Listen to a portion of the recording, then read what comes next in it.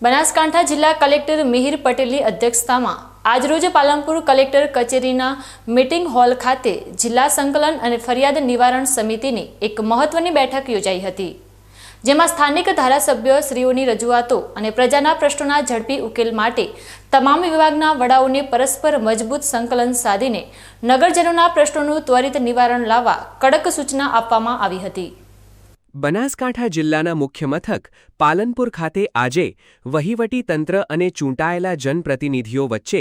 લોકપ્રશ્નોની ચર્ચા માટે જિલ્લા સંકલન અને ફરિયાદ નિવારણ સમિતિનું ખૂબ જ ગંભીર માહોલમાં આયોજન કરવામાં આવ્યું હતું। જિલ્લા કલેક્ટર મિહિર પટેલના અધ્યક્ષસ્થાને મળેલી આ સમીક્ષા બેઠકમાં ઉપસ્થિત ધારાસભ્યશ્રીઓ દ્વારા પ્રજાહિતાર્થે વિવિધ સરકારી વિભાગોને પૂછવામાં આવેલા પ્રશ્નો અને તેમના જવાબો અંગે ખૂબ જ ઝીણવટપૂર્વક વિસ્તૃત ચર્ચા વિચારણા કરવામાં આવી હતી। કલેક્ટર મિહિર પટેલે જિલ્લાના જુદા જુદા વિસ્તારોમાંથી મળેલી પ્રજાલક્ષી રજૂઆતો બાબતે સંબંધિત વિભાગના અધિકારીઓ પાસેથી રૂબરૂ રિવ્યૂ લીધો હતો અને સરકારી કામોની પ્રગતિનો વાસ્તવિક અહેવાલ ચકાસીને અધિકારીઓને જરૂરી માર્ગદર્શન પૂરું પાડ્યું હતું।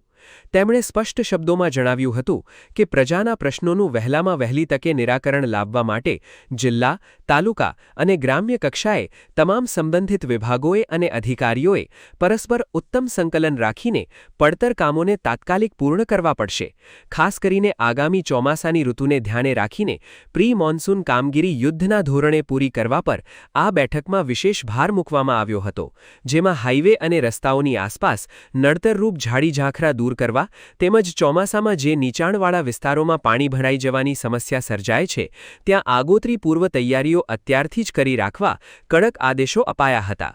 આ સિવાય છેવાડાના વિસ્તારોમાં પાણી પુરવઠો નિયમિત રાખવા, વન વિભાગની મંજૂરીઓ વહેલી તકે મેળવવા, બિસ્માર રોડ રસ્તાનું સમારકામ કરવા તેમજ તાલુકા મથકોએ મંજૂર થયેલા નવીન એસટી બસ સ્ટેશનોની બાંધકામ પ્રક્રિયાને ઝડપી બનાવવા માટે જે તે એજન્સીઓને તાકીદ કરવા સૂચના અપાઈ હતી।